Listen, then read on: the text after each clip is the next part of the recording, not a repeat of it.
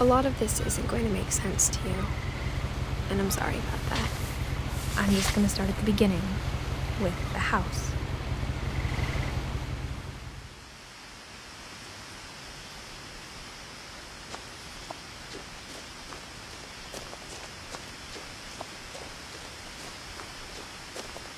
I lived here until I was 11, but I wasn't allowed inside half the rooms.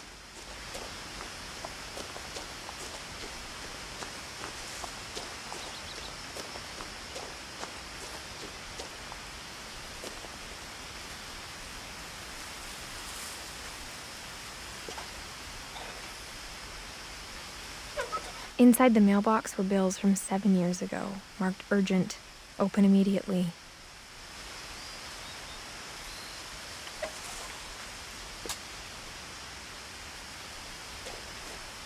I hadn't been back since my brother Lewis's funeral.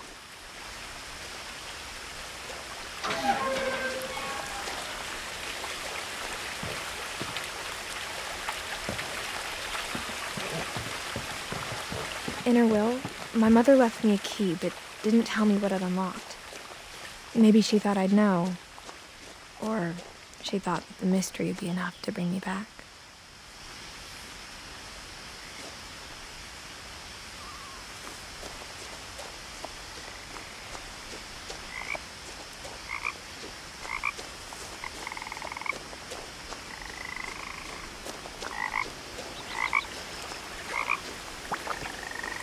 The truth is, even after I inherited the house, I never thought I'd come back to it.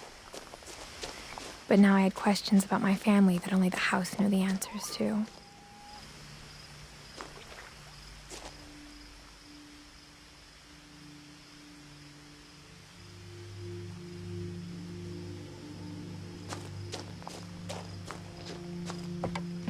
The woods around the house have always been uncomfortably silent, as if they're about to say something but never do.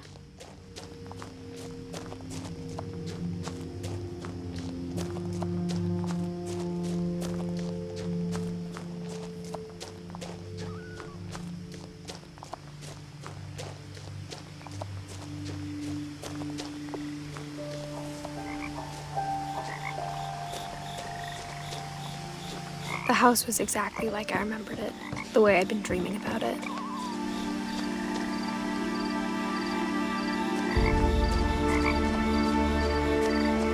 As a child, the house made me uncomfortable in a way I couldn't put into words.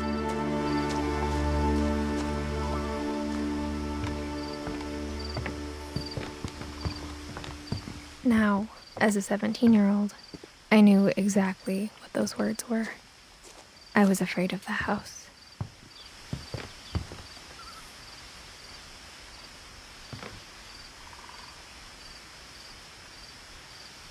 I hoped the key might unlock the front door. It didn't.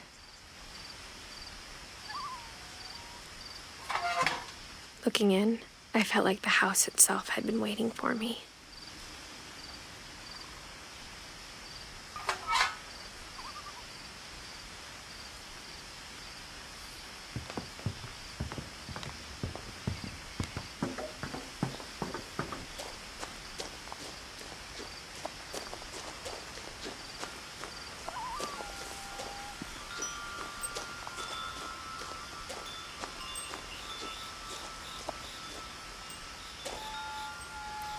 The house felt like it had always been here. Even the swing set was older than my mother.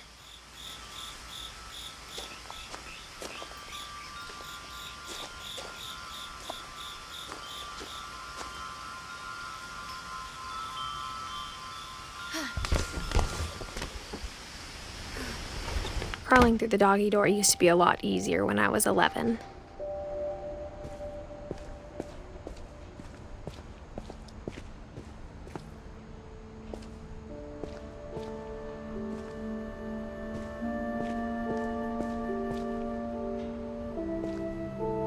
The power had been turned off the night we left. For the first time in years, I felt like I was home.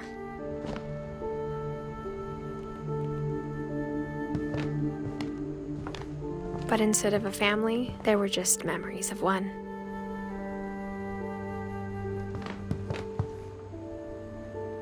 Like how only one restaurant would deliver to our house, so we had Chinese a lot.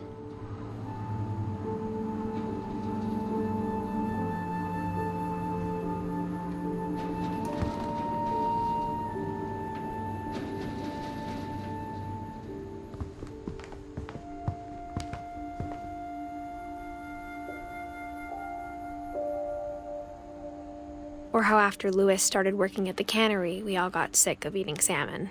Except our cat, Molly.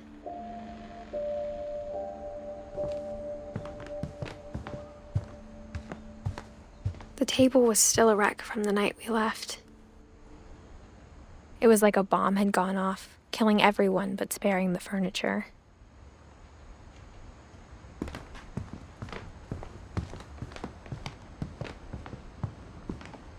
My mom was the only one of us who could imagine Great-Grandma Edie living in a nursing home.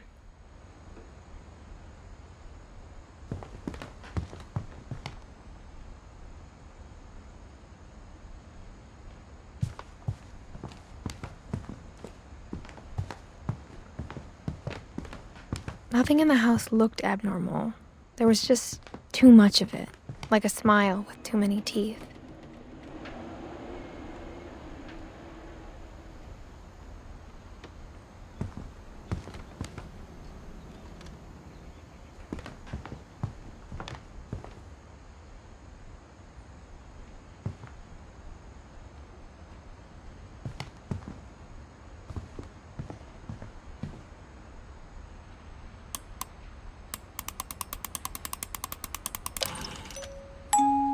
Great-Grandpa Sven built a music box for Barbara, along with the rest of the house.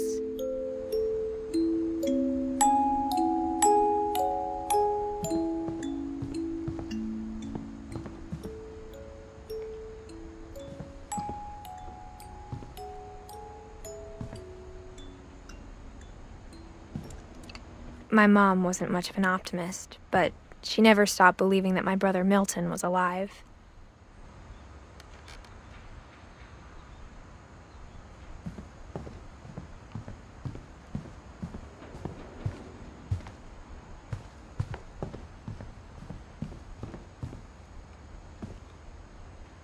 After Milton disappeared, Mom sealed up all the bedrooms.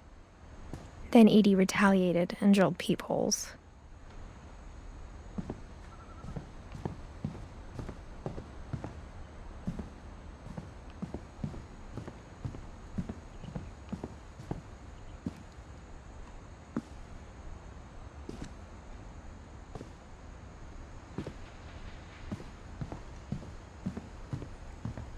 Mom always told me to stay out of the basement, so I wasn't too surprised when the key didn't fit.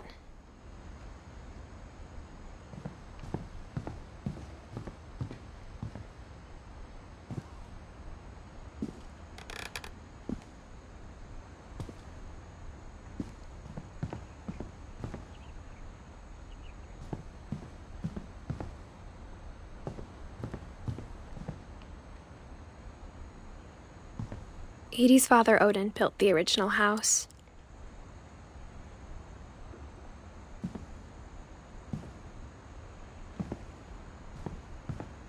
Whenever people ask me about my family, the first thing they always want to know about is Barbara.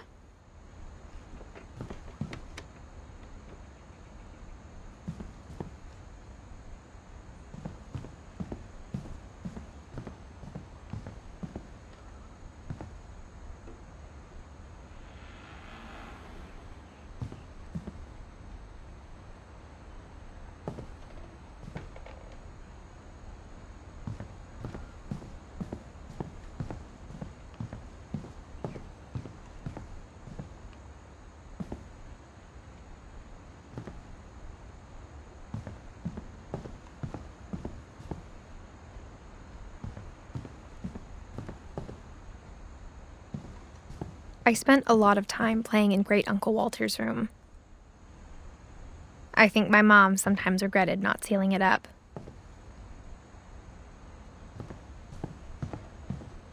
Louis told me there were secret passages, but I never believed him.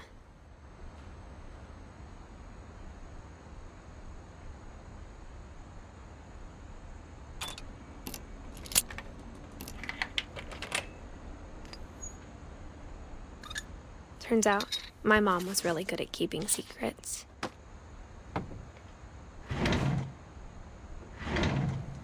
Now it was time to find out what my mom had been afraid of.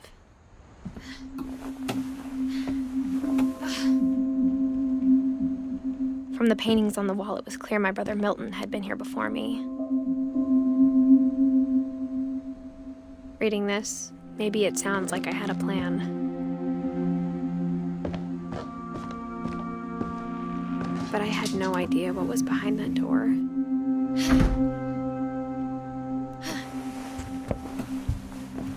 Just like I had no idea where all this was gonna lead.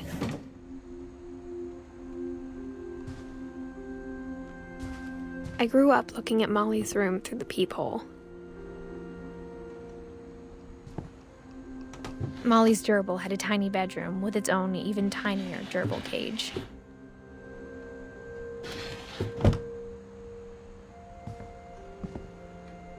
Being inside for the first time, I felt like I'd stepped behind a painting.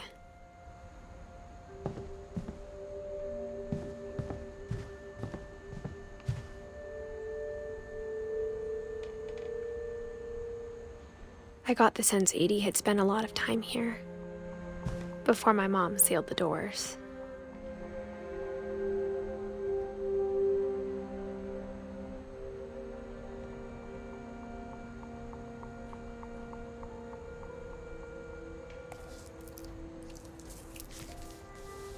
December 13th, 1947.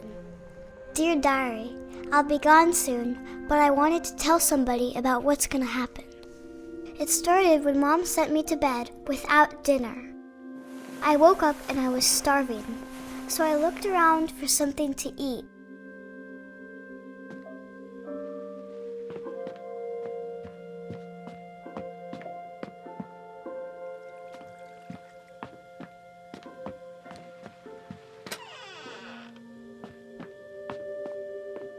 I kept eating and eating.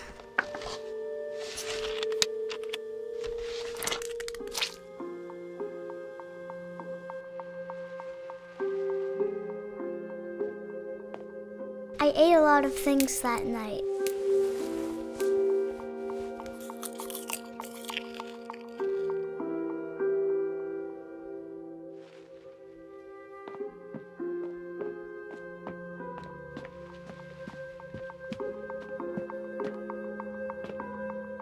The gerbil food was dry, but I didn't mind it.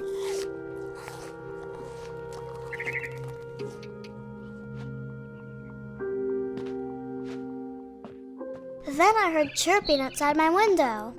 It was a barn swallow going back to her nest. I reached out for her.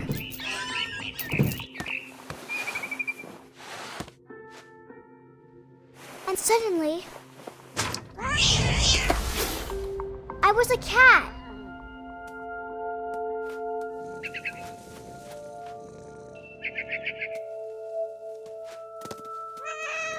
I tried to be quiet, but the bird was really scared.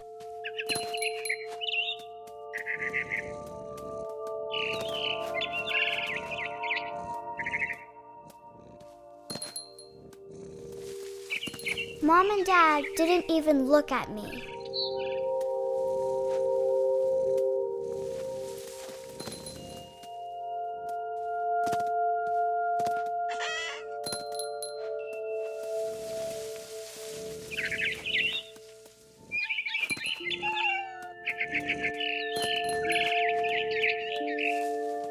I jumped and I almost got her.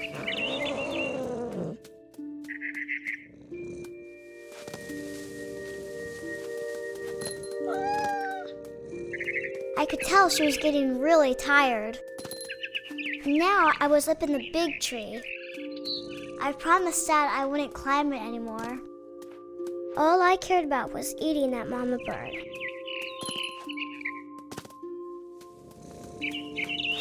I gobbled her up. And suddenly, I was an owl. First, all I heard was the wind. Then I heard little teeth nibbling in the grass.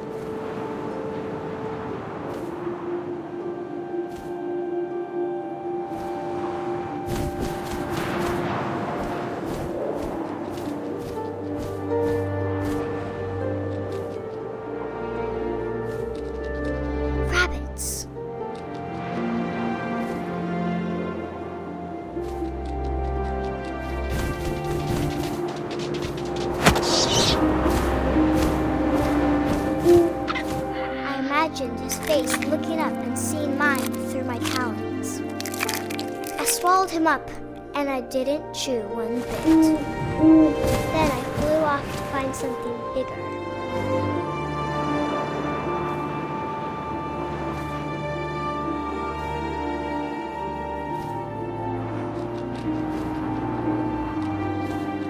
A mama rabbit.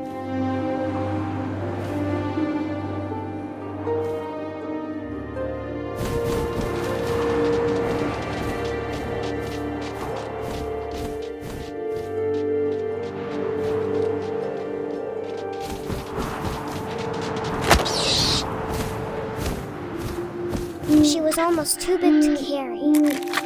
I started choking, but I couldn't stop eating. And suddenly, I was a shark.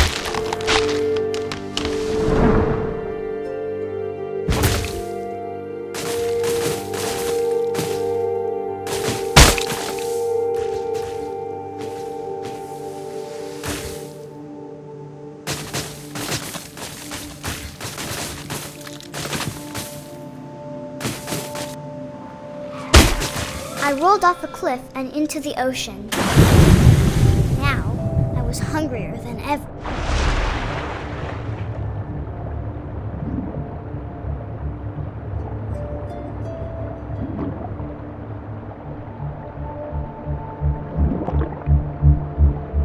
I wanted fat, juicy seals.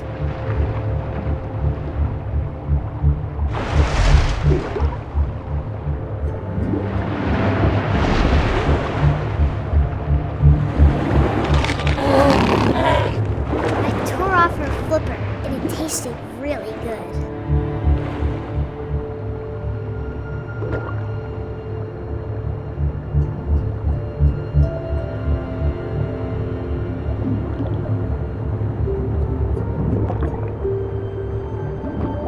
I grabbed on tight, but I was so hungry I jumped out of the water. When I opened my eyes, everything had changed.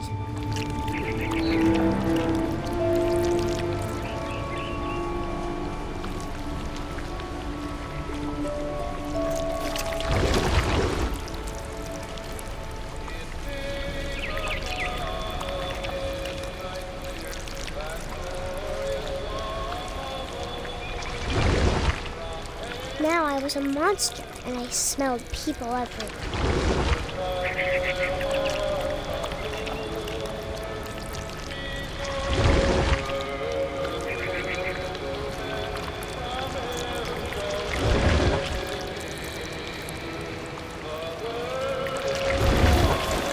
I was big, but I moved real quiet.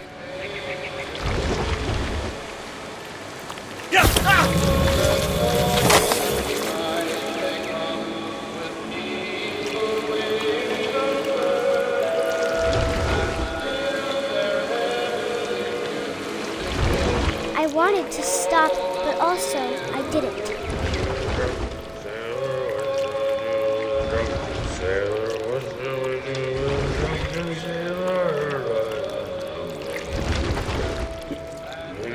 Belly with a rust. Belly with a rust.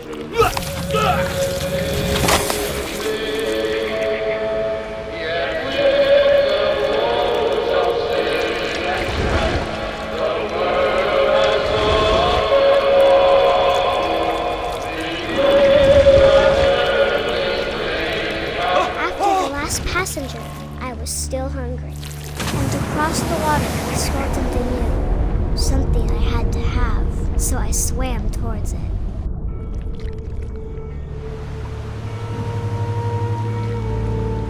I slithered onto the sand, and the good smell went into an old pipe.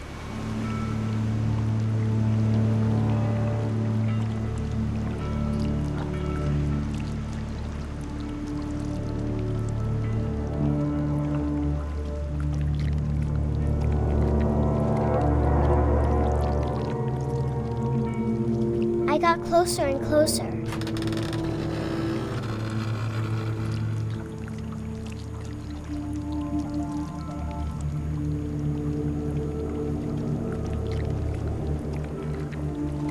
all my stomach started growling. And suddenly, I was me again. I held my breath for a long time, but I couldn't hear anything. I think it's waiting for me to fall asleep. But it's not going to wait much longer. It needs to feed, and we both know I will be delicious.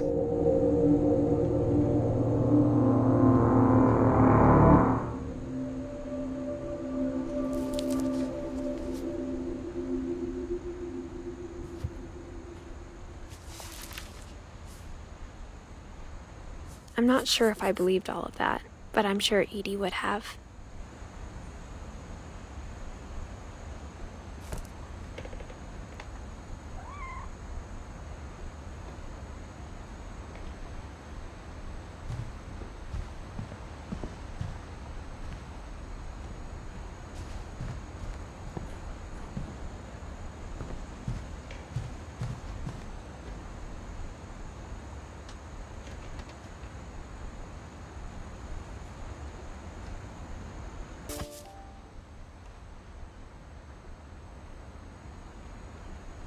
I can't describe it, but I felt like some part of Molly was still here.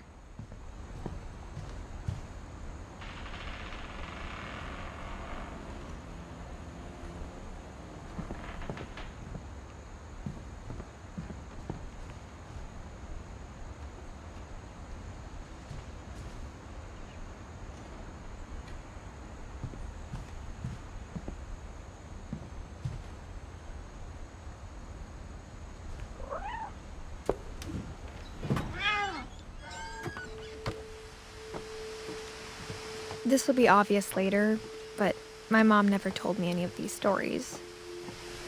Edie would have, but Mom didn't like bringing up the past. Though, when we adopted a stray kitten, she was the one who named it Molly. I spent a lot of time in Great-Grandma Edie's room. We got along, and it was a good place to hide from my mom. Louis died a week before we left, but Edie had already started to memorialize him. Her room was like a museum.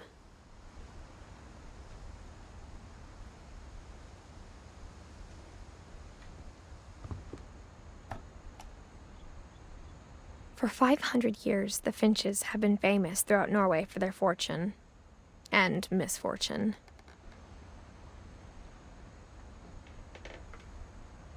Odin Finch buries the latest victims of the family curse, his wife Ingeborg and their newborn son, Johan. On January 7th, 1937, he set sail with his family and his house, hoping to leave the curse behind. But 40-foot waves off the coast of Washington send the house and Odin to the bottom of the sea. Odin's daughter Edie, with husband Sven and baby Molly, step ashore on their new home, Orcas Island. Odin Finch is the first to be buried in the new family cemetery.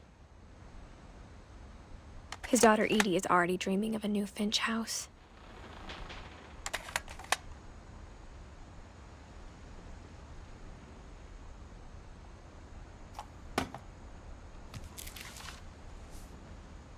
Whatever's wrong with this family, it goes back a long ways.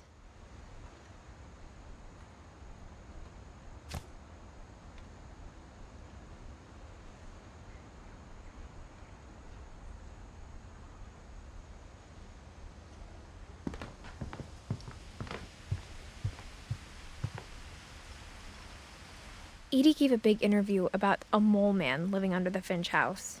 My mom was furious.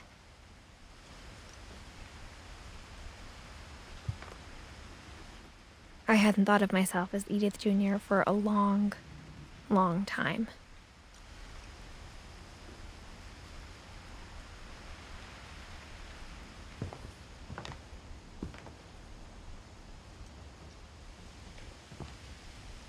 When Edie told people Sven was killed by a dragon, she could also have said he was building a dragon-shaped slide that collapsed.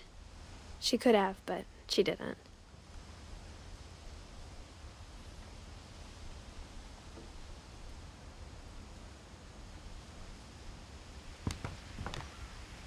One summer, they evacuated the island, but Edie refused to go.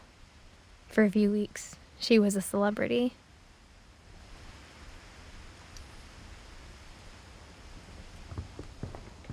Even in her 90s, sometimes Edie seemed a lot younger than my mother.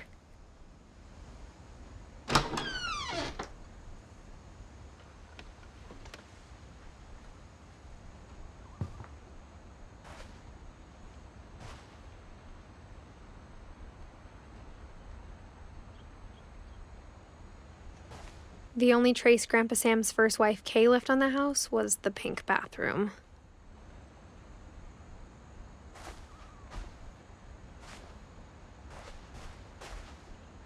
It was a pretty big trace.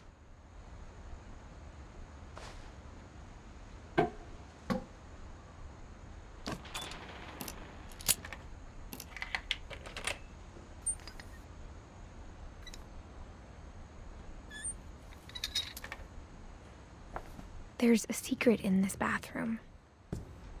It's in the last place you would look. It isn't in the cupboard.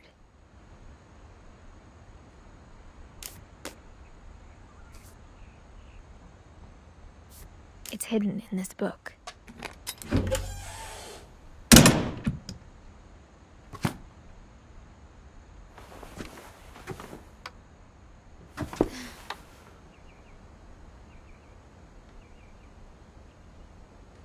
Sven gave Sam an old camera he'd refurbished. He never put it down.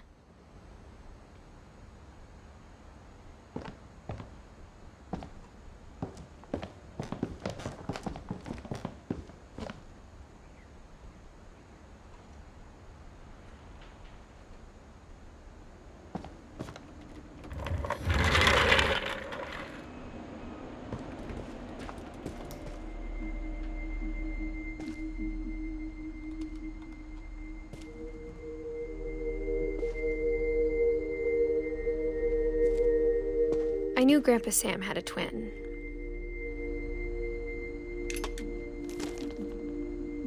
And that he never talked about him. I guess my grandpa didn't like history any more than my mom did.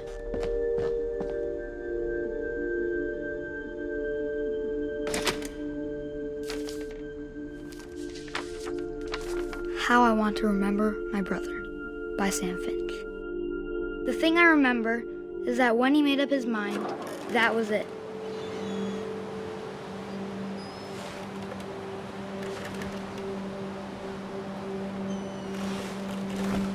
My brother said he'd die before he ate another mushroom, and he did. At Barbara's funeral, we swore we'd never be afraid again, and he wasn't. I think Calvin always wanted to fly. Sam, Calvin, dinner's ready. Coming! But that day, he finally made up his mind to do it. I told him going around was impossible. Maybe if I hadn't said that,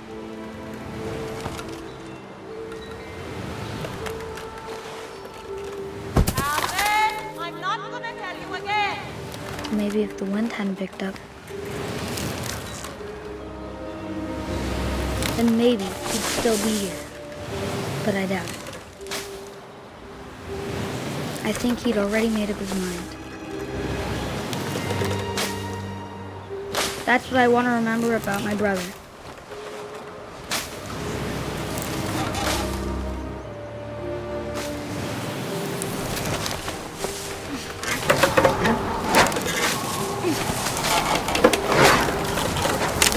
The day he made up his mind to fly.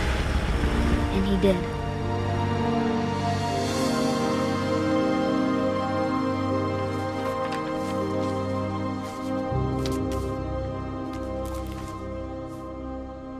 Calvin's story felt strangely familiar. When I was younger, I remember trying to do the exact same thing.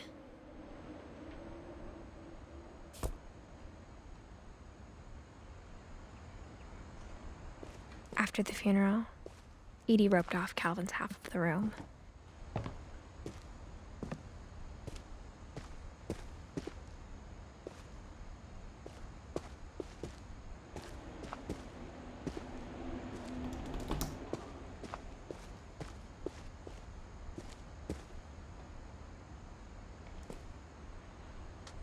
Mom said Grandpa Sam enlisted at 18 and never set foot in the room again.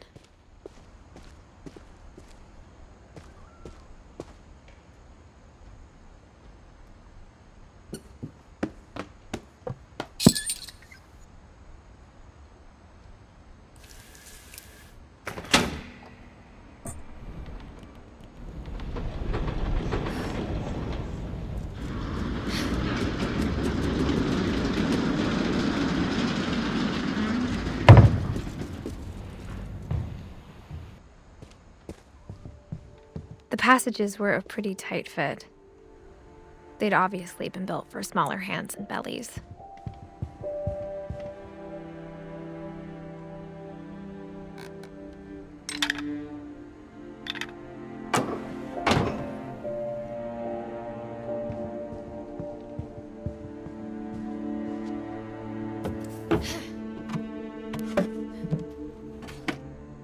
Growing up, I always thought of Barbara as a child star.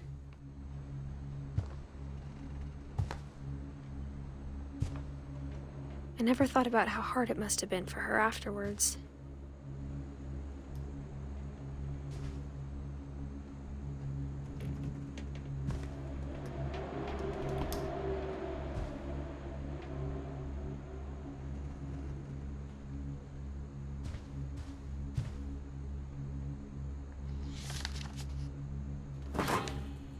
Of all the stories people wrote about Barbara's death, I'm surprised Edie saved this one.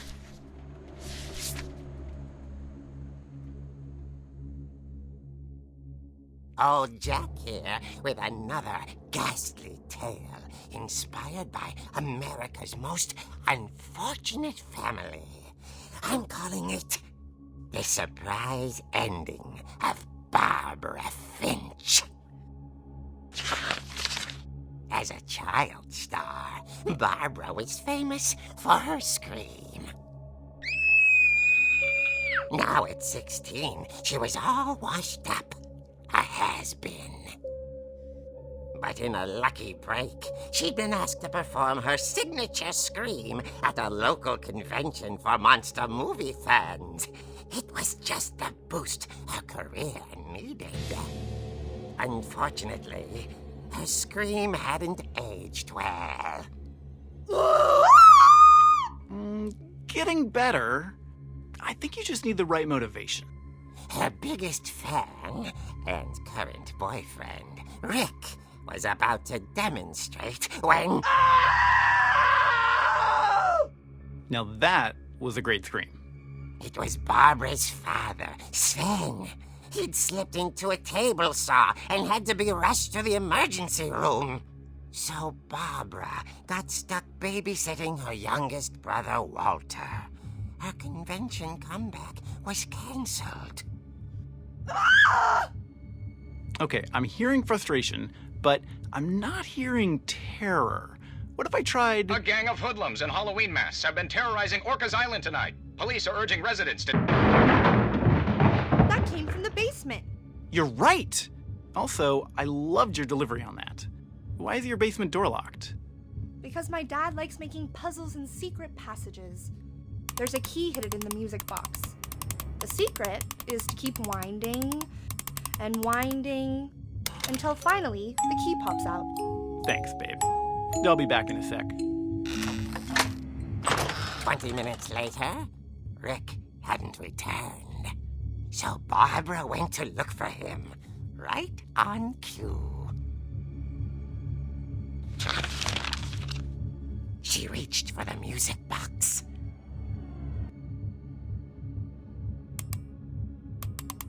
And as she wound the key, she listened for Rick, but the house was silent.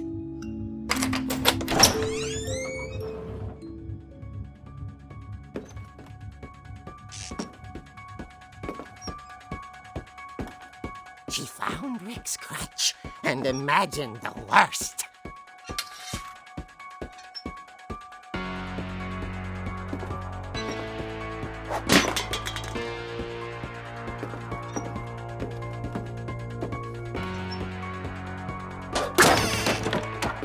The gang's leader is the infamous Hookman killer, Dr. Carl Hamill, who impaled and then ate his family 10 years ago tonight.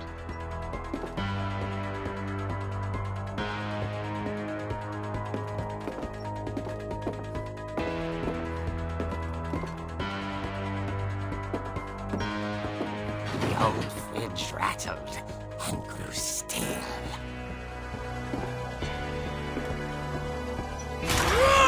Oh dear! Oh! Rick? Barb, relax. I was just trying to scare you to help you find your scream. Well, I'm not scared, Rick. I'm furious. Then act furious. All I'm getting from you now is that you're hurt and confused and She threw him out, but she kept a little something to remember him by. Barb, have you seen my other crutch? And she was still holding it when she fell asleep watching the late picture show. Hours later... Barbara! Walter, what's going on up there? Ah! Okay, I'm coming up, but if this is a trick, you're dead, Walter.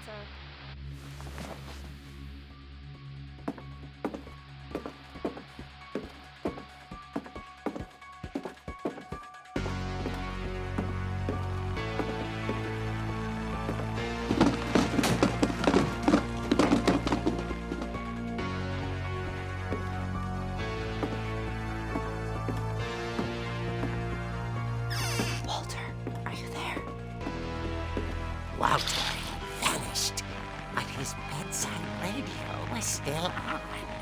Orcas Island police describe the man as 6 feet tall, with a steel hook for a hand. Residents are urged to lock all doors and windows and notify the police of any suspicious activity. Barbara turned, saw the hookman, and was speechless. He was quite smashing.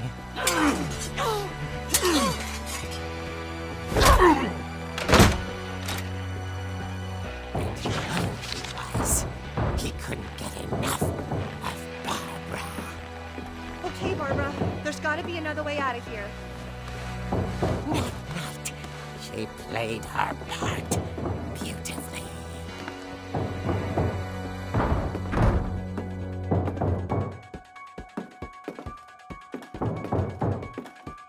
Molly's door hadn't been opened in years. The hinges groaned.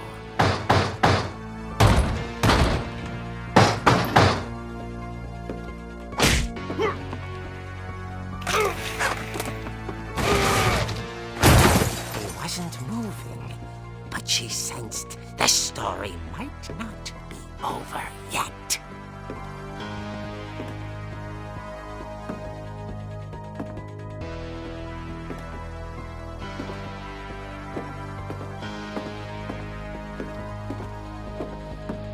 The hookman had vanished. She listened for his breathing, but all she heard was...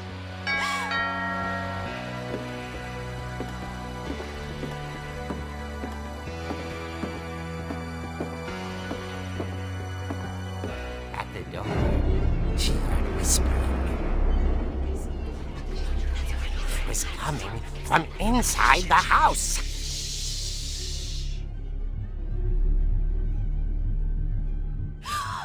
Oh dear.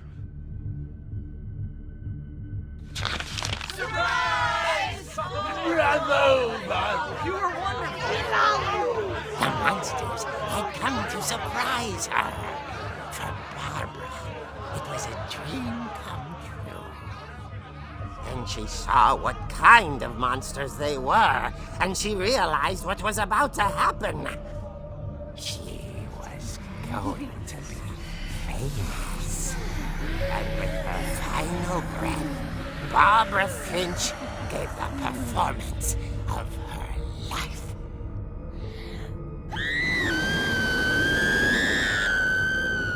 I wasn't there myself, but I hear Barbara was magnificent. Poor girl. She had a taste for stardom. But unfortunately, so did her fans. Of course, the police blamed it all on poor Rick, who disappeared the same night. And little Walter? Hiding under his bed the whole time. He took it all pretty hard, but that's another story. As for Barbara, tucked inside the music box is all they ever found of her. Her ear. Now that's what I call a real eerie tale.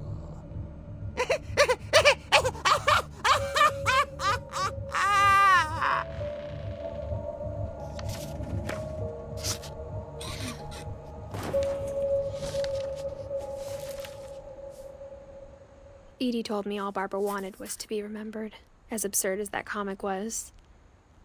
Maybe what Edie saw was a happy ending.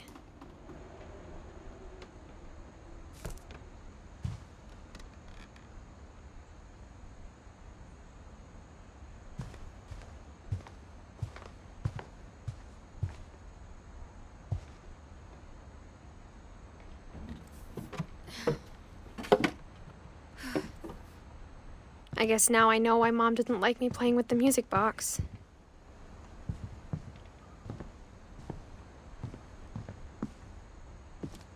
Mom must have locked the third floor stairs on the night we left.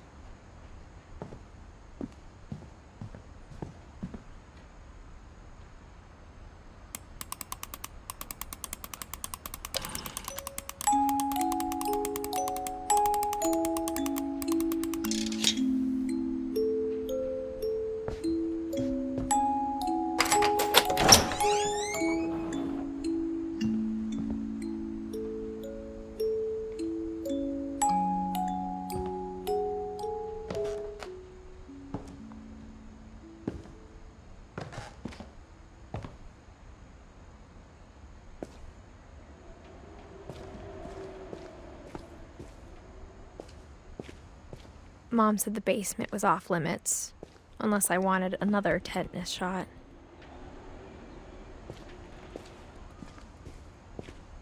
I saw Edie sneak down to the basement once, carrying packages. I thought maybe she was hiding presents.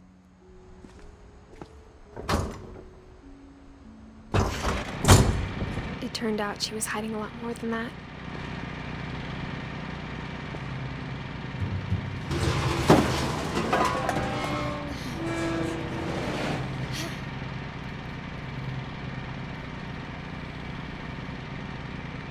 I remember asking Mom once about where Walter had gone.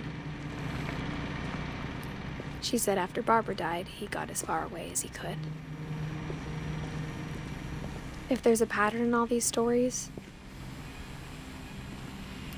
I think it's that none of us has gotten very far.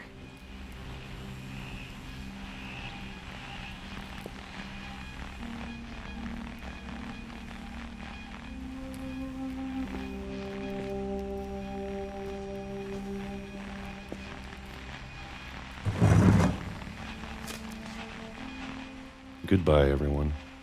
I can't believe I've been down here for 30 years. On that first day, after the shaking started, I didn't think I'd survive a week.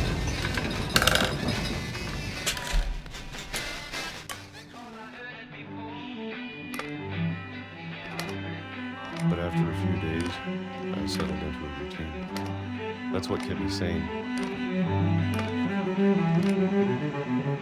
Having a schedule, living for today.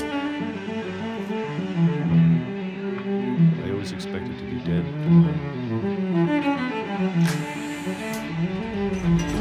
if you wait long enough, you get used to anything.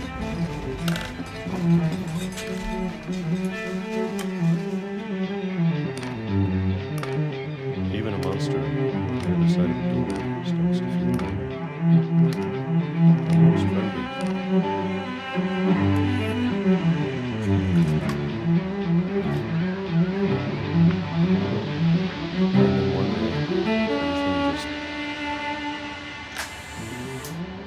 Stop. Whatever that thing was, it was gone. Maybe it got tired. Or maybe I just got tired of being afraid.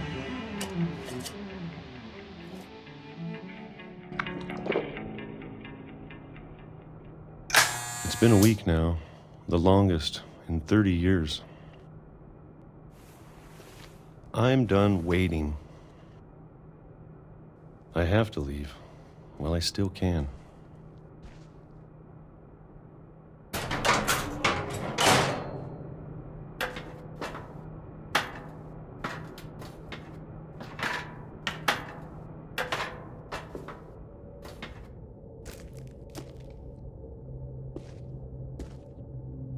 I know it's out there somewhere. Whatever killed Barbara and Molly and Calvin. Maybe this is all a mistake. But I need to stop living the same day, even if it kills me.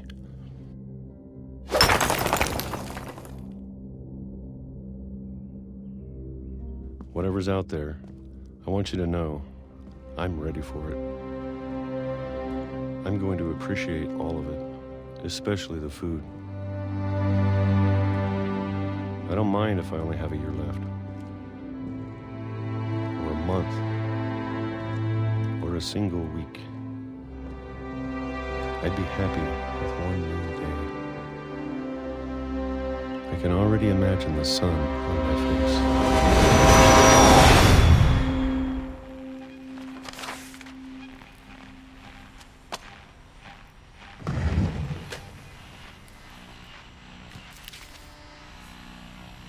Walter died when I was 6.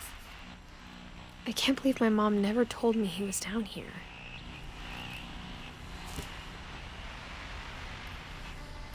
I'm sure my mom was trying to protect me.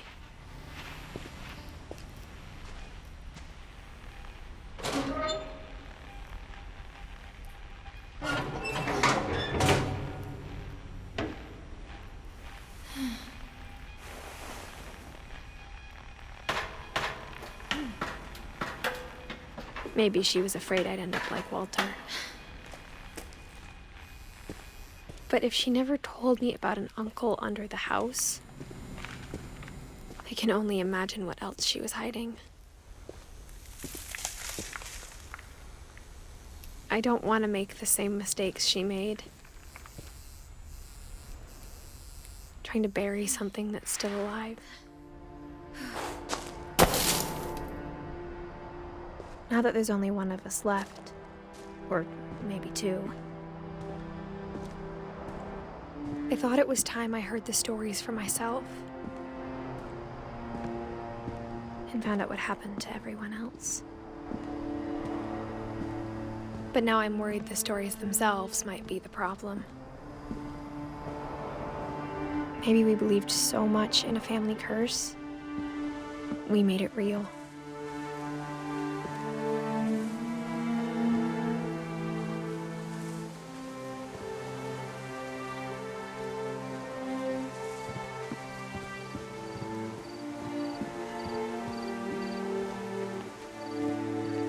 I don't know if I should even be writing this.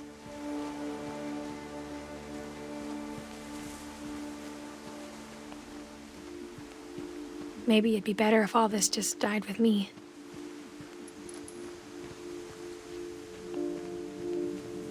But I thought you should know about your family.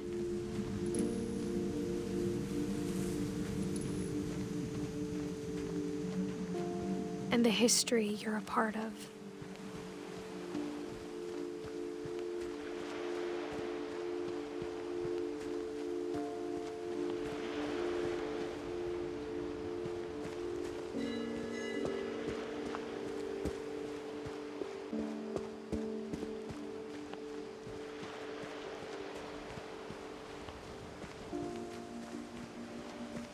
Though to be honest, I feel as lost as you probably do right now.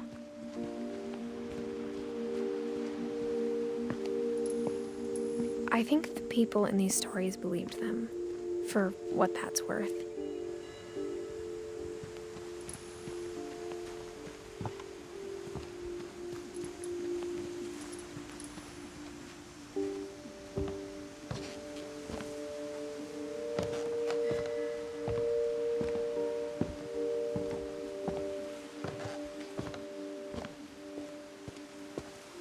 And when you look at the house, that history of imagination and stubbornness and madness, any of it seems possible.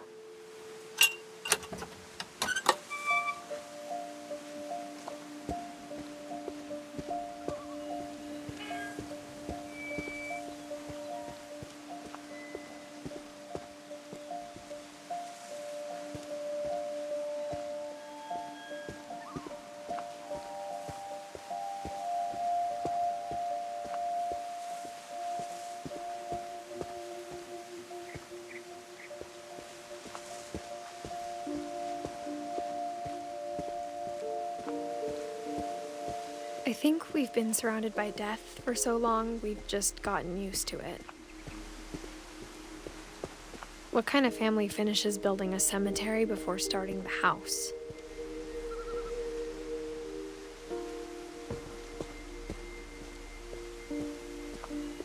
It's embarrassing for me to admit this, but the pet cemetery made me more uncomfortable than the human one. 3 of the gerbils were mine, and 2 had been my fault.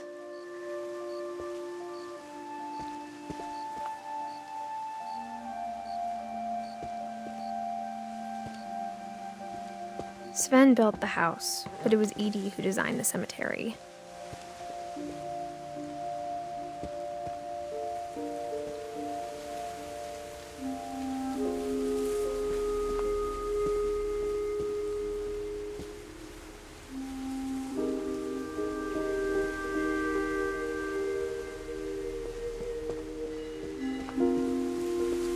I'm sure Odin's monument had been Edie's idea. My mom was always trying to move on, but for Edie, the past never went away.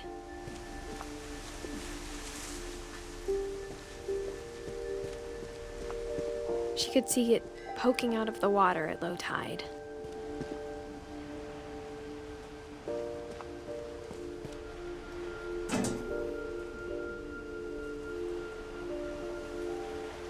Edie said she dreamed about the old house every night.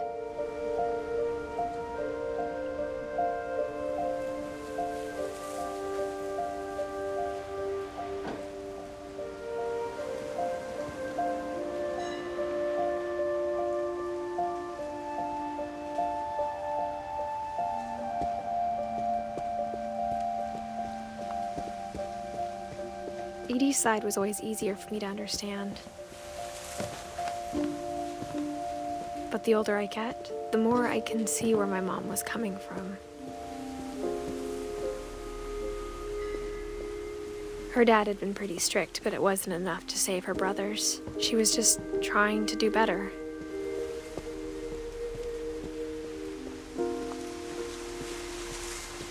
There's so many things I wish I could ask my mom now. Part of me thinks this is what she wanted all along. For me to come back someday and find everything out for myself.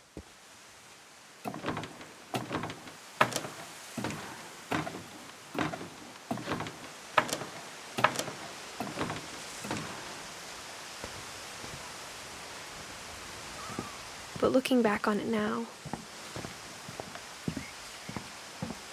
if she told me there was going to be so much climbing, I never would have come when I was 22 weeks pregnant.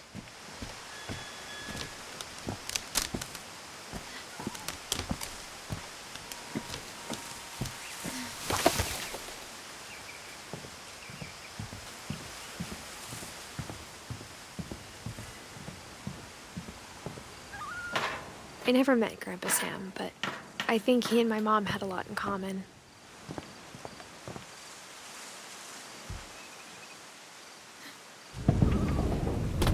They were both pretty intense.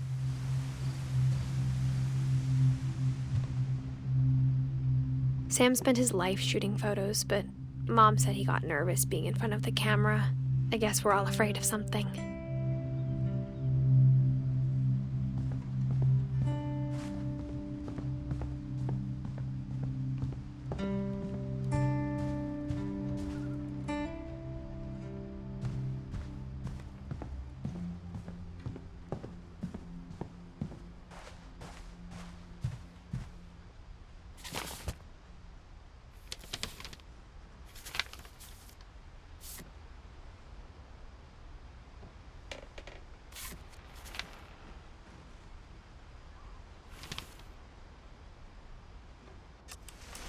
Dawn, I promise, you'll never forget this weekend. Yes, sir. These memories are gonna last a lifetime. Am I gonna have to shoot anything? It's a hunting trip, Dawn. Shooting is strongly encouraged.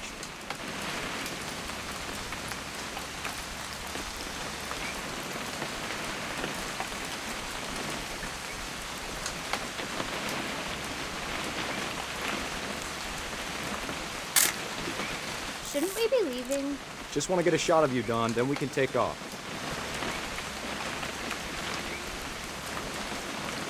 What?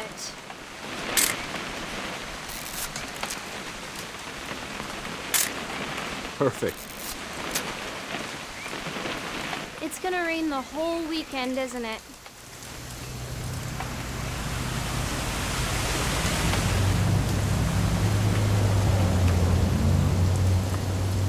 I will never forget this weekend, Dad.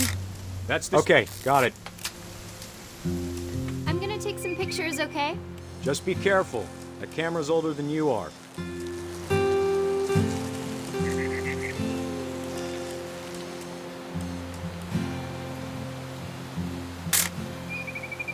You're right, Dad. It's starting to clear up. Still freezing, though.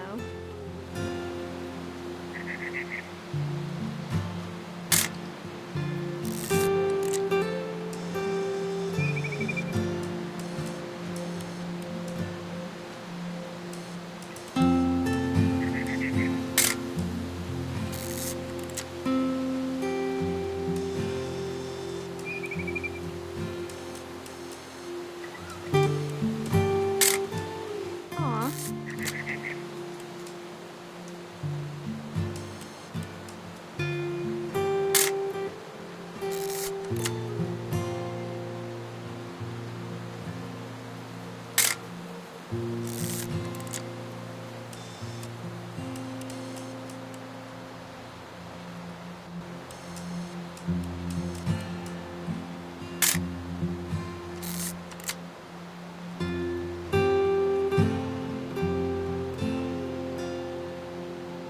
Definitely should not have drunk all that coffee.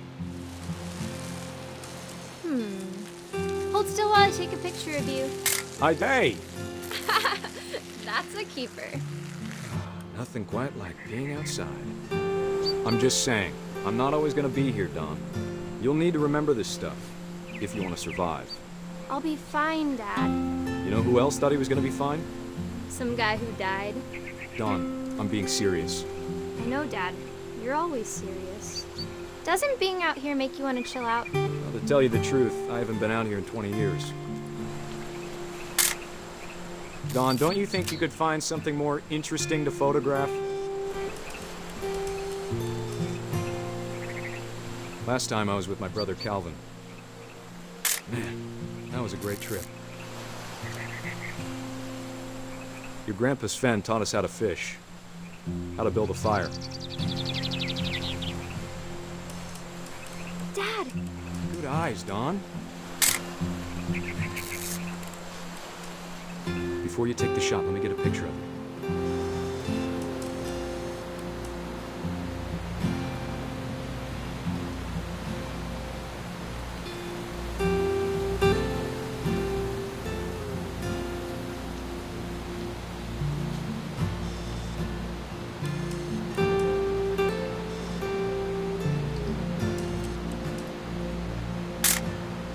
I'm over here, Dad.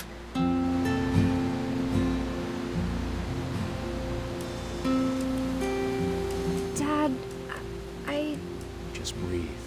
Turn off your imagination. Focus on your target.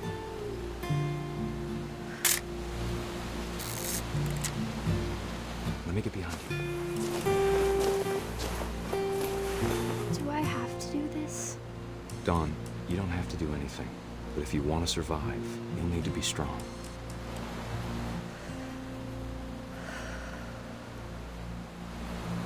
Now keep yourself squared up, elbows down, like we practiced.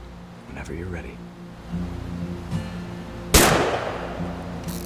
Great shot, Dawn!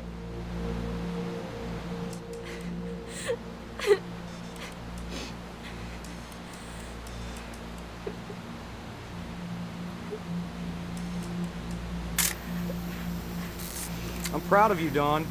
Always remember that, okay?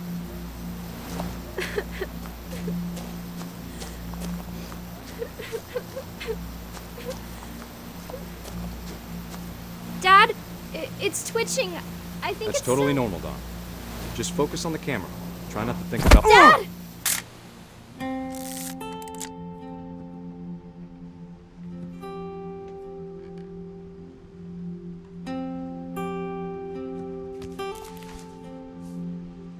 Of all these stories, that's the one I wish most that my mom had told me.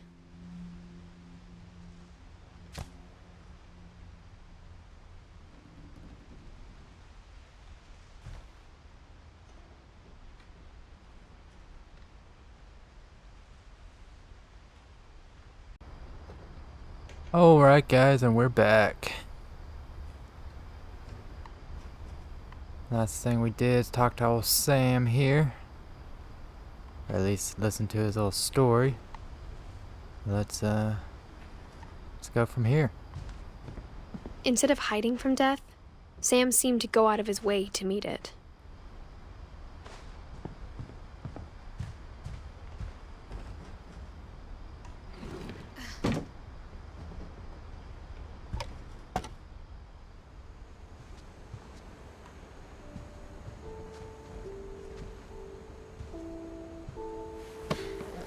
After Sam died, my mom and Edie got really close. They'd both lost a lot.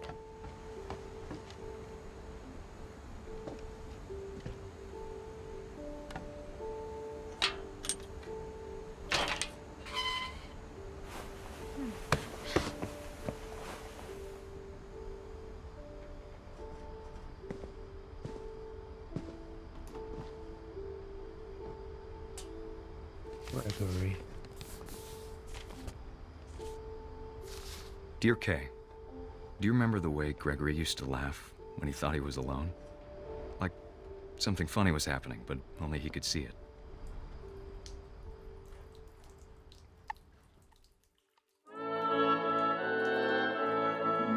I think he saw things the rest of us don't.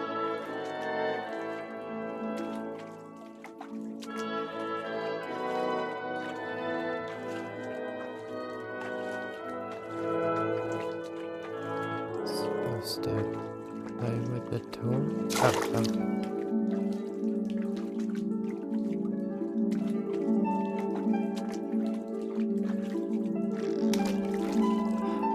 Time's over, Gregory. It's time to... Hold on, sweetie. Hello?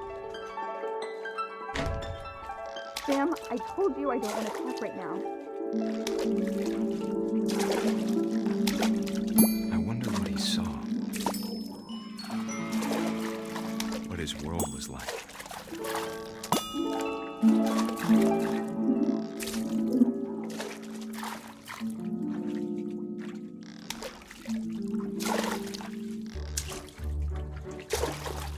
He reminded me so much of Calvin. Lost in his imagination.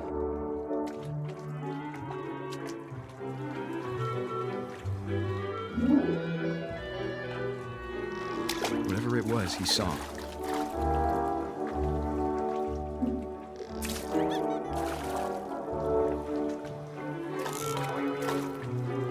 It sure made him happy.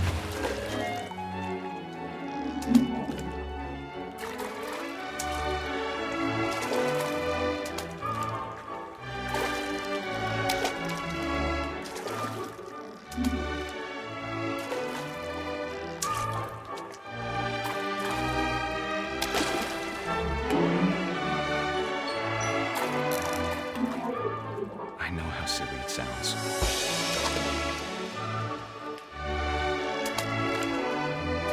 But I worried about a baby being too happy.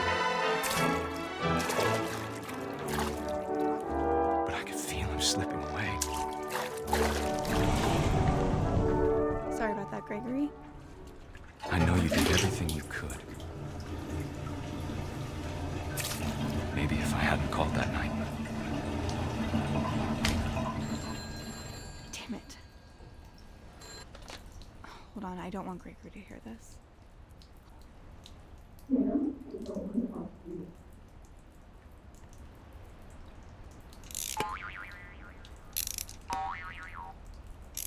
I keep thinking that I'm supposed to just sit here.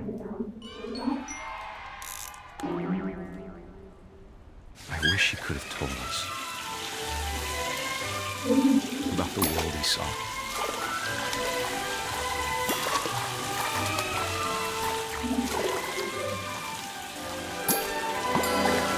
There's so much I don't understand about Gregory, about everything. Now I'm the fraud. Okay, let's see how it is. I'm the fraud. But I know what happened wasn't your fault.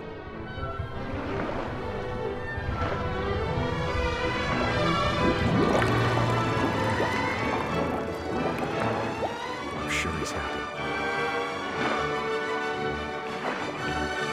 And he'd want you to be happy too. Good luck, Kay. Love, Sam. Gosh.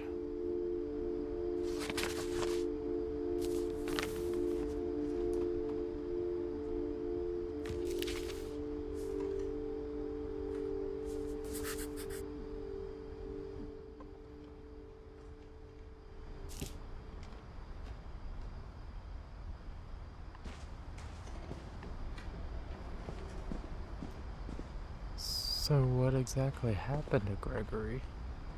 Did he go down the well? Or I guess he drowned?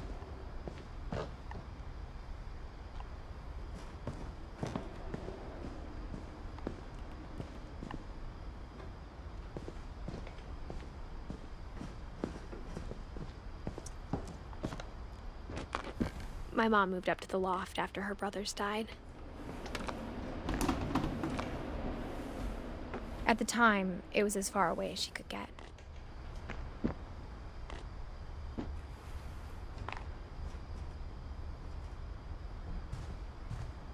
I can't imagine what it was like for her to lose 2 sons after she'd already lost 2 brothers.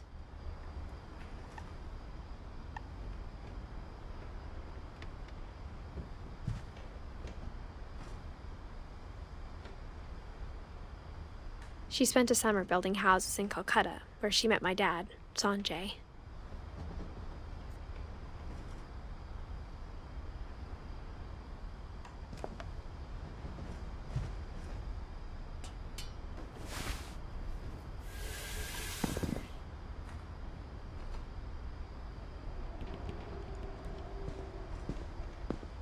I guess we'll go back out this way.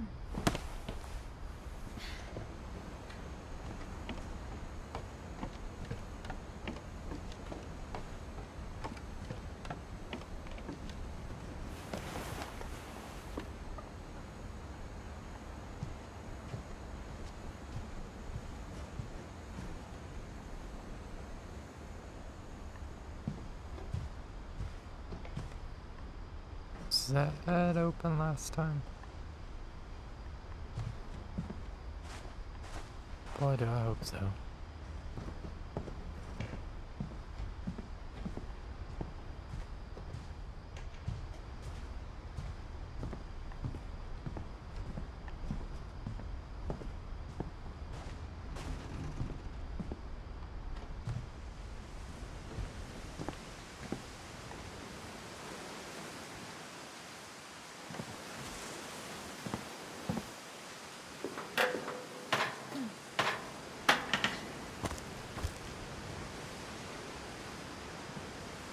Oh yeah, this is where I came, so...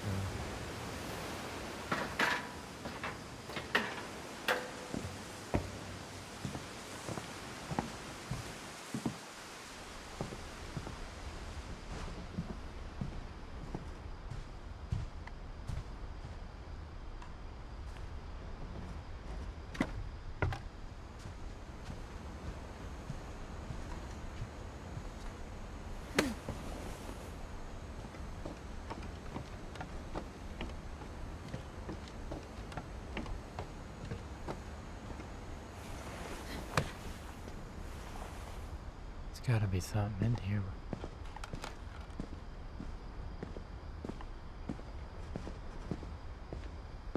I would think.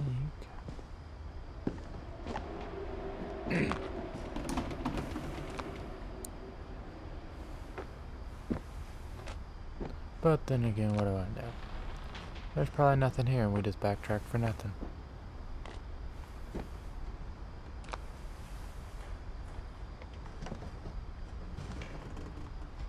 Religion was another thing my mom never talked about, but I think it helped her a lot after her dad died. Well, it was nothing crucial, but I mean, it's better. Oh, wait, here we go. My mom moved to India a week after graduation and got a job teaching English. Louis was born a year later.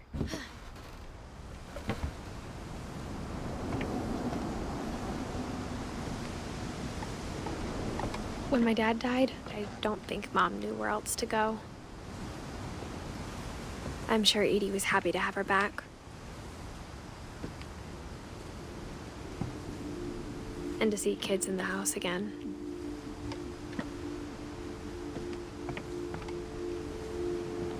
The house had to get a little bigger, but Edie was used to that.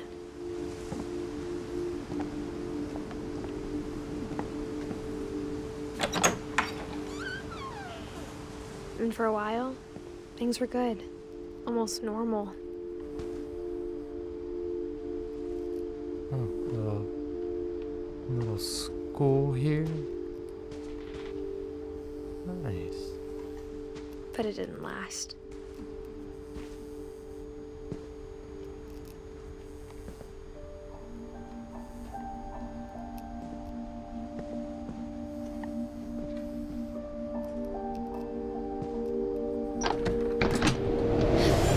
The beginning of the end was Milton's 10th birthday, when Edie gave him a castle.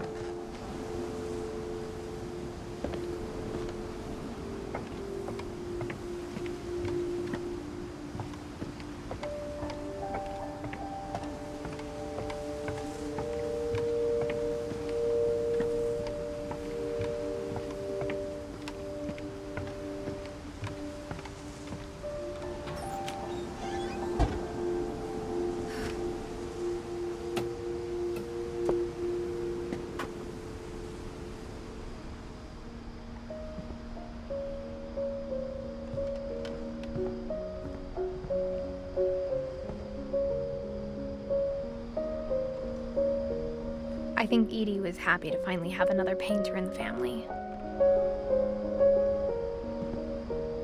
Oh, wow.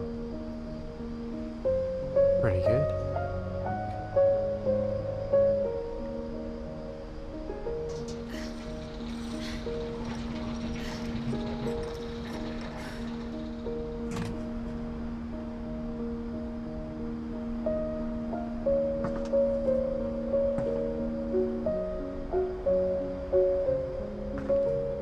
Milton, that guy's definitely Bruno. And we're talking about him. Milton Finch in The Magic Paintbrush.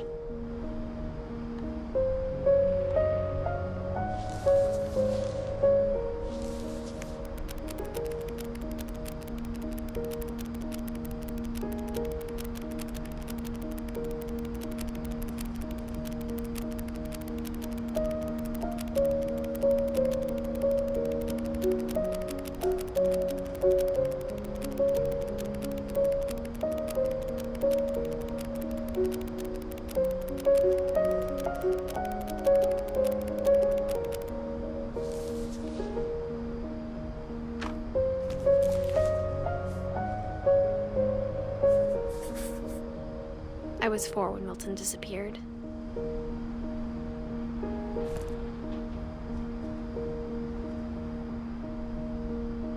Well, Milton, sorry to hear you died, but did some pretty good art. I like your little dome up here, little observatory.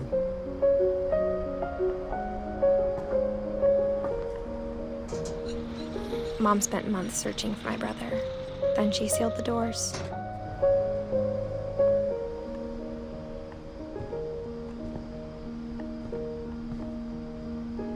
Whatever Milton had found in the house, Mom didn't want it getting out.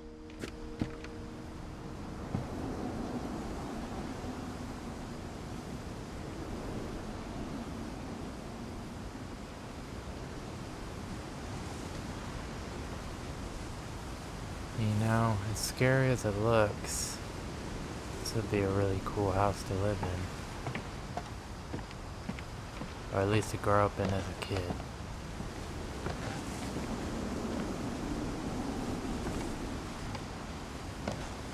Mom definitely blamed Edie, but I think Louis blamed himself. After he graduated, he just spent more and more time in his room, until Mom got him a job at the cannery.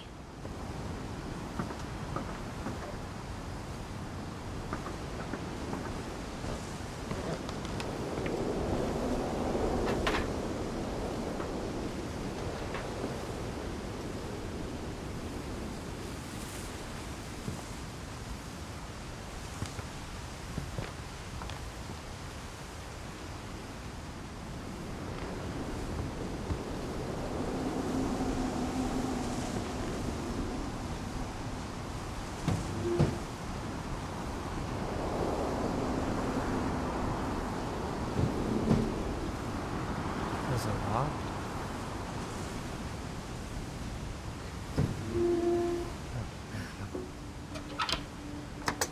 Just had to let her do it for once.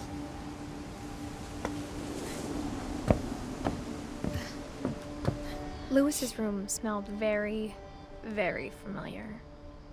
That part of him lived on.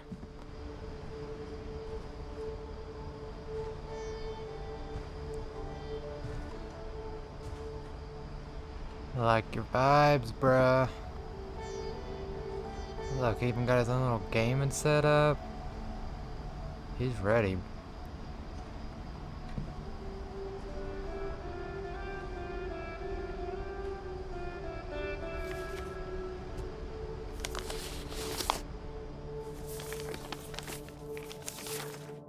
Dear Mrs. Finch, as Louis's psychiatrist, I can understand your desire for an explanation. As I see it, the trouble began in January, shortly after we convinced your son to seek treatment for substance abuse. Newly sober, I believe Louis first noticed the monotony of his daily life.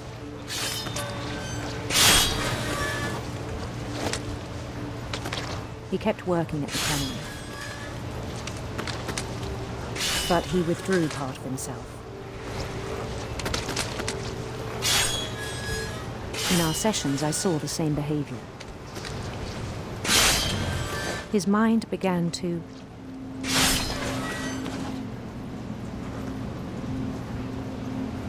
Can't do what? Let me grab it. wander. Oh. I asked him to describe it. He said he started small, imagining a labyrinth. He'd feel his way about. Then something moved. Bats. And toads.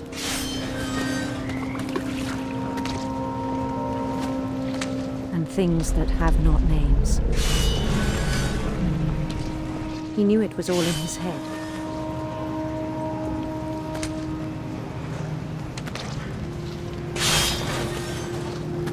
But he took it very seriously. I had hoped he'd find himself.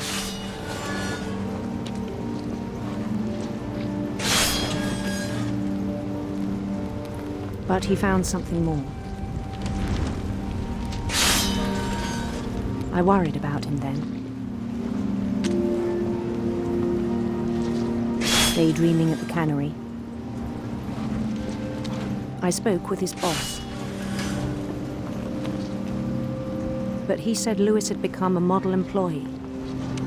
Methodical, tireless, focused. Like a whole new Louis. So I let him go on.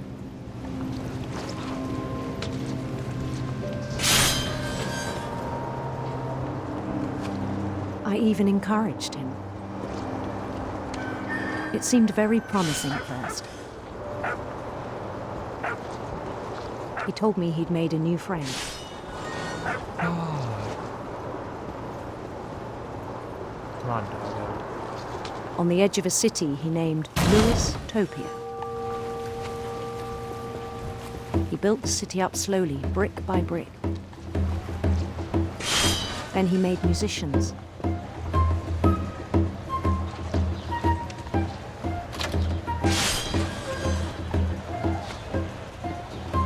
And songs for them to play. He talked about starting a band. And he was always humming something. Every day his imagination grew stronger.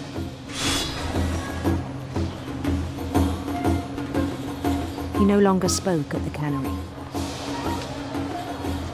But his chopping was as reliable as ever. Then one day it struck him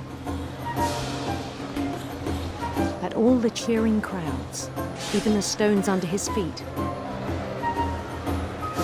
were all in his imagination, so he could do whatever he wished.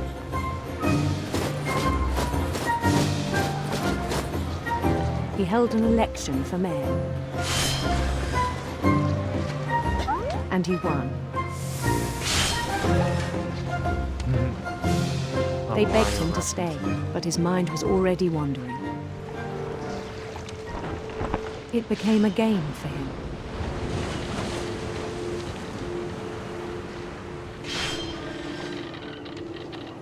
He'd conquer a city, then immediately push on. New Louisville.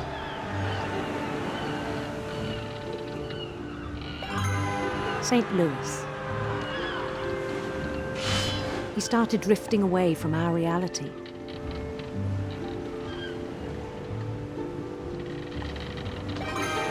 Minneapolis, until one day he forgot to go home from the cannery. Even as his mother pleaded with him, part of Louis kept sailing on.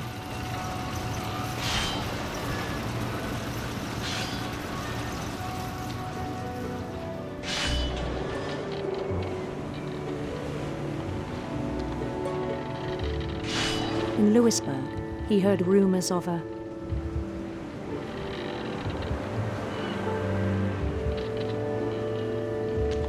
handsome queen.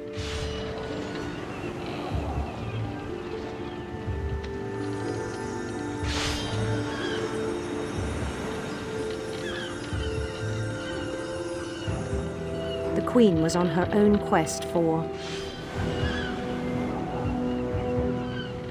sinister serpents.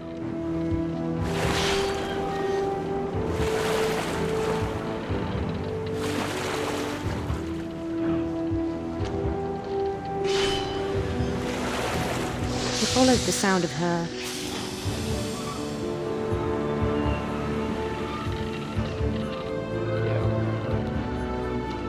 silver harp.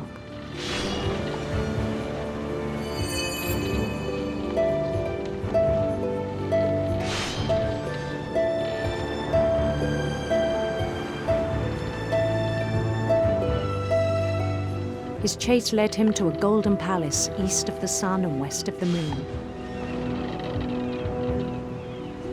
Even then, his logic remained sound.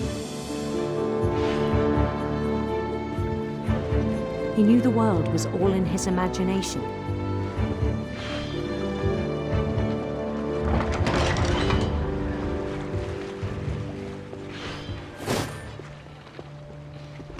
But he was so proud of having created it. In his own eyes, he'd become something greater than a king.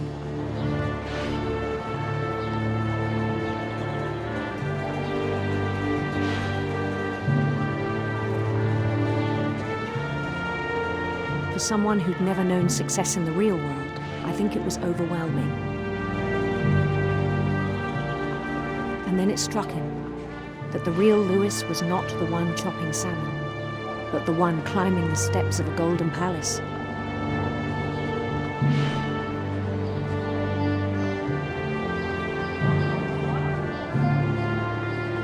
My imagination is as real as my body, he told me.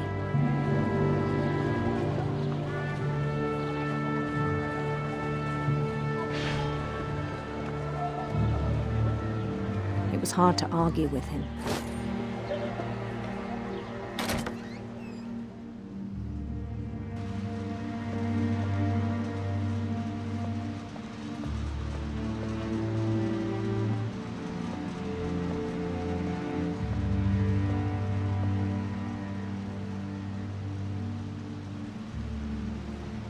Began to forget the world we know.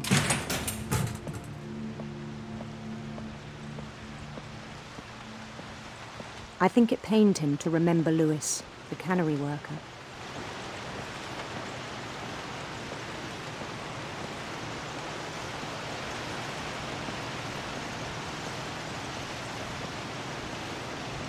He began to despise the man with a royal contempt.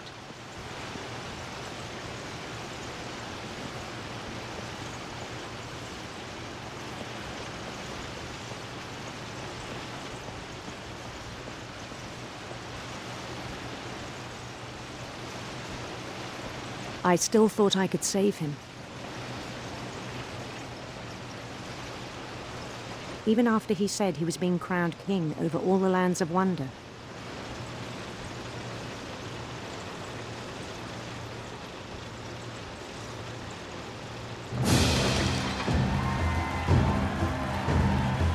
The palace would be packed with his companions.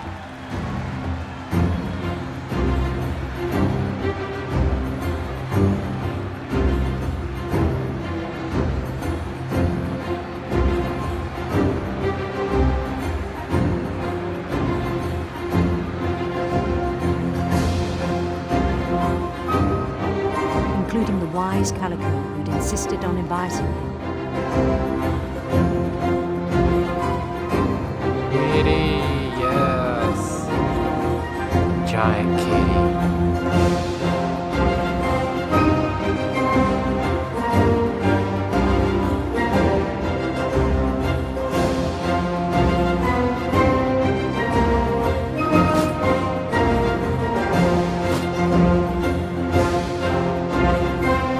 His queen waited, holding his crown.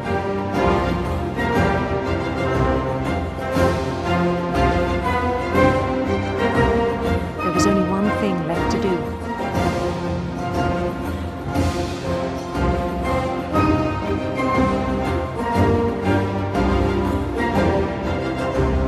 Bend down his head.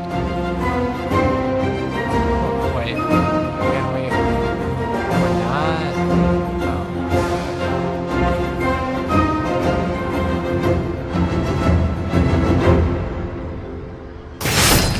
And the rest I think you know. Mrs. Finch, your son was a kind man who will be missed by all of us who knew him.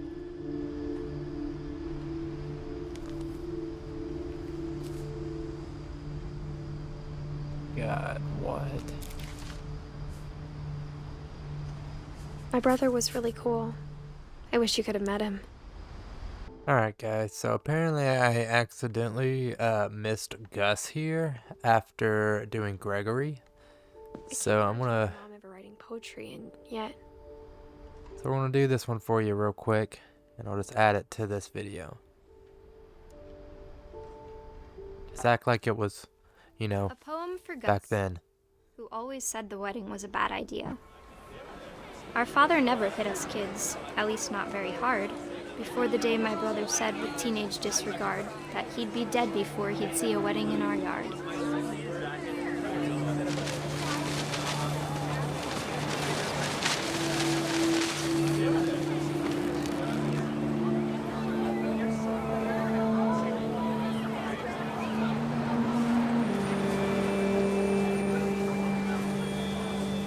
My father made him come, of course, but Gus stood far apart, just flew his kite and bottled up the storm inside his heart.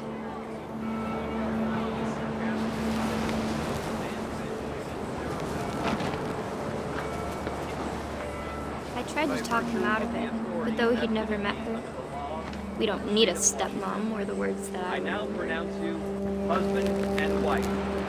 You may kiss the bride.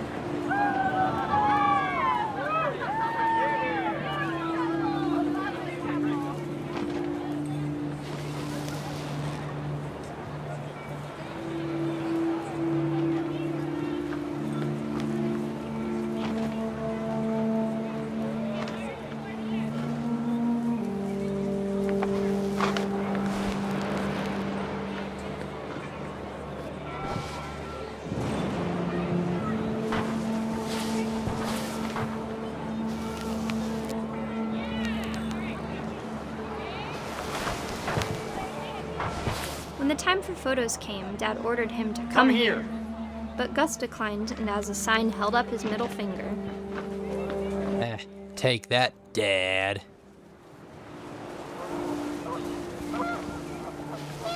The wind picked up and panicked geese appeared and quickly went. But all the humans did that day was go inside the tent.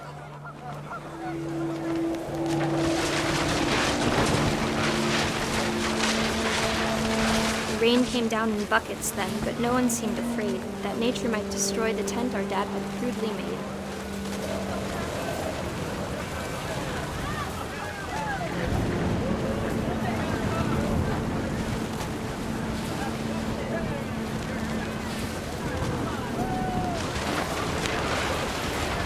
The thunder sounded much too close and full of angry power.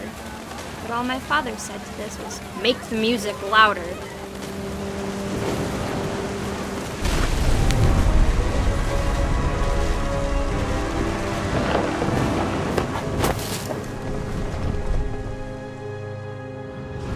I wish that I could truly say I thought about you on that day. Out there on the beach alone, just you, the wind, the sea, and foam.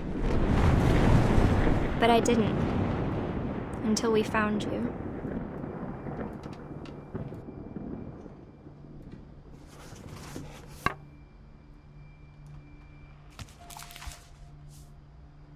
She never talked about him, but Mom told me once if I was a boy, they were going to name me Gus.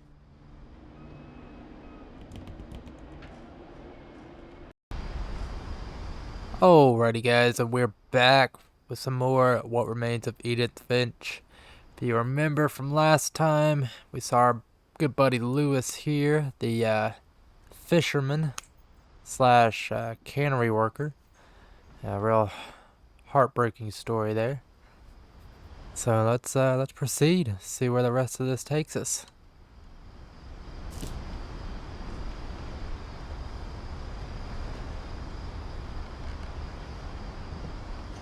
Nice chillin', Lewis.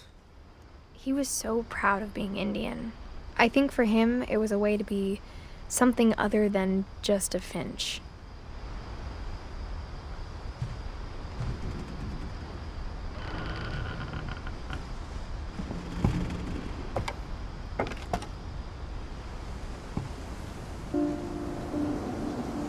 On the way back from Lewis's funeral, my mom told me to start packing. She waited until the day before we left to tell Edie.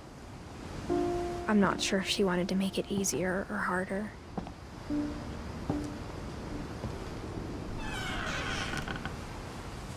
I wish we'd stayed. Oh, bubble wrap. Little poppies. But I understand why we left.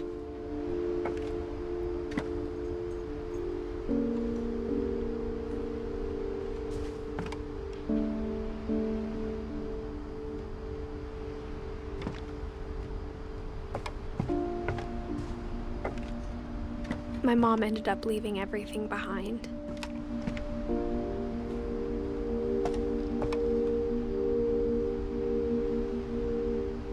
Someone was a writer?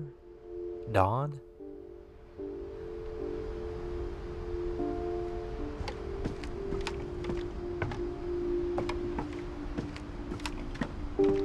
What happened that night had been coming for a long time.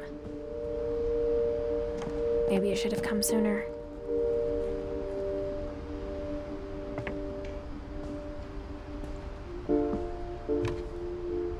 But it had to end one way or another. All that's left now is to tell you about that last night. Oh, here it is. Edith herself.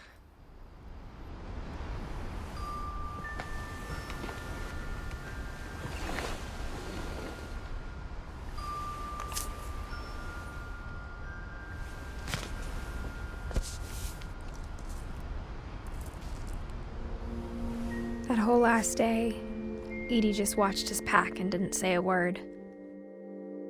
Until supper, when she raised her glass and said, "To our final night together, and all our final nights apart." Grandma, You know what I said about alcohol. Some of your medications are very Edith, specific. I left a present for you in the hallway. Why don't you go open it? The grown-ups have to argue now. I'm sorry, you're right. We're all leaving tomorrow. Let's just enjoy our last... I'm not leaving. Edith, you're excused.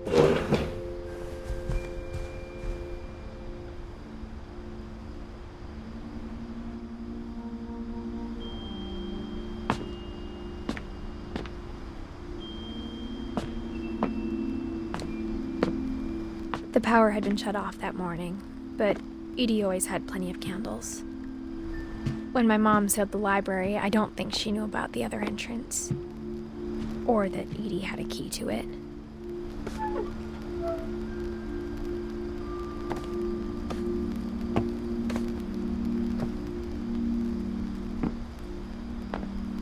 That thing you're afraid of isn't going to end when you leave the house. Edith has a right to know these stories. My children are dead because of your stories. I think it's best if Edith and I leave tonight. Oh Lord, what happened? I'll send a van for you in the morning. Okay?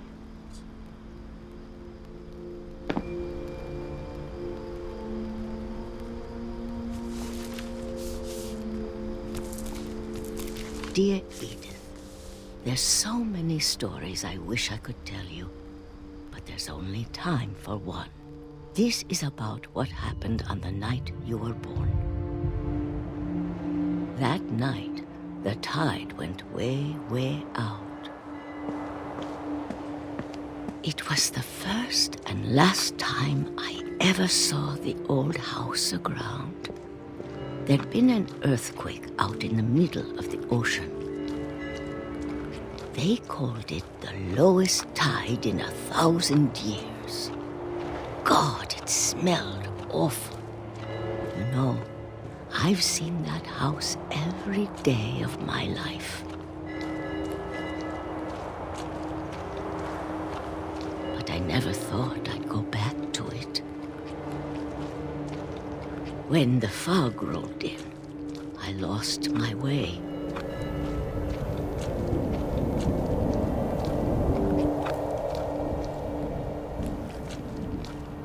I got turned around.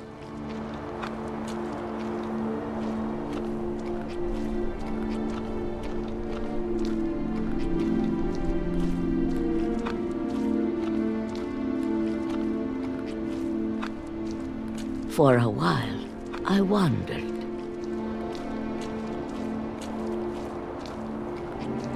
I started seeing things.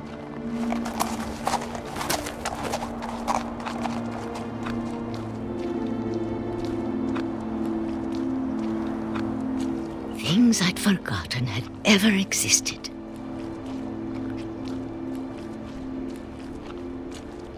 But when I saw them, they felt like old friends. That night, a lot of things came back to me.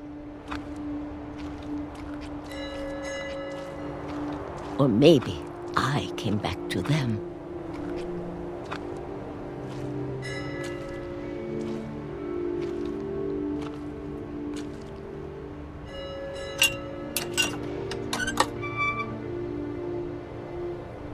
Things I can't explain, but that I need you to try and... Edith, what are you doing in here? What, no! Mom, you're gonna rip it! Let go! I kicked and screamed, but Mom dragged me to the car.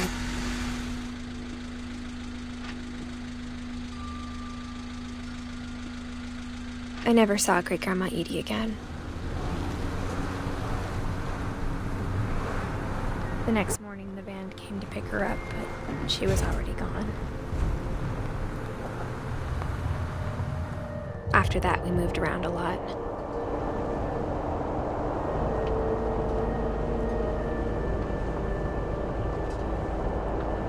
We both tried to make the best of it.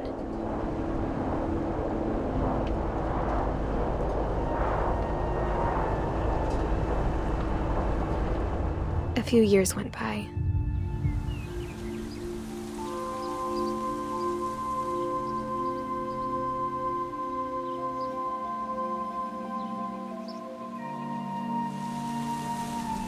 My mom didn't like to talk about it.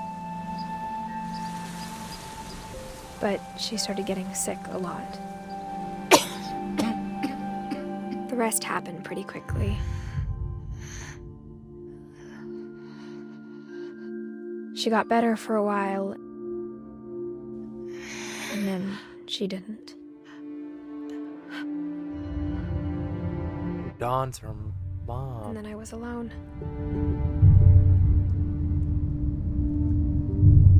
The last Finch left alive.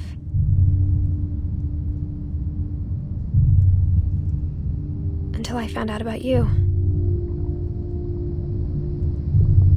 I'm still not sure what to tell you about all this. If we lived forever, maybe we'd have time to understand things. But as it is, I think the best we can do is try to open our eyes. And appreciate how strange and brief all of this is.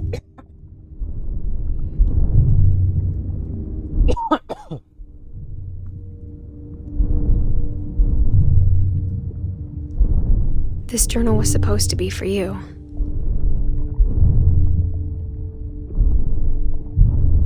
But now I hope you'll never see it. I just want to meet you and tell you all these stories myself. But I guess if you're reading this now, things didn't work out that way.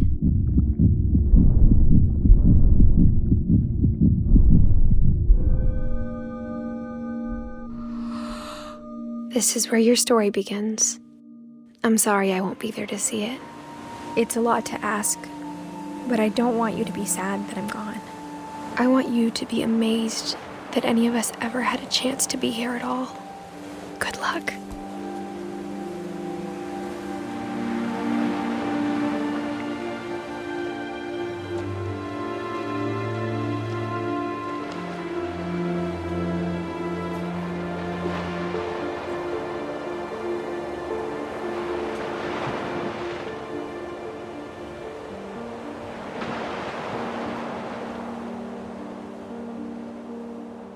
What? You're not gonna tell me the end? What happened? Oh, what?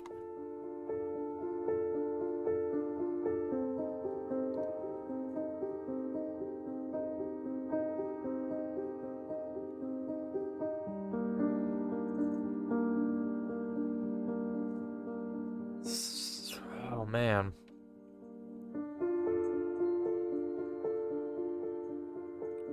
I feel like there's more.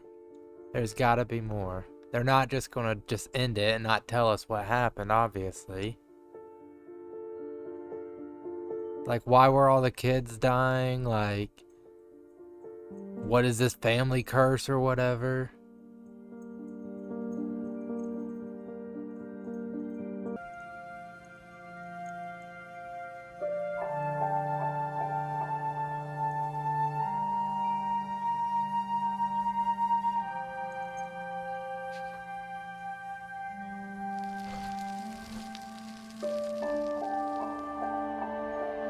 There's no way. Is that really the end?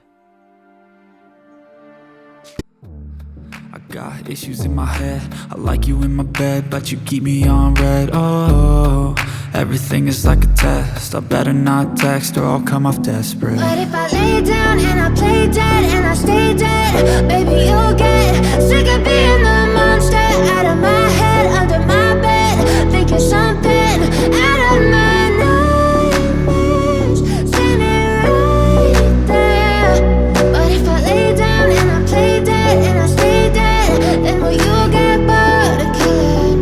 if I play dead, will you regret everything that you did, that you said? I don't think you understand what you're doing, and my heart's black and blue from the bruising. I feel like when I'm with you I'm losing.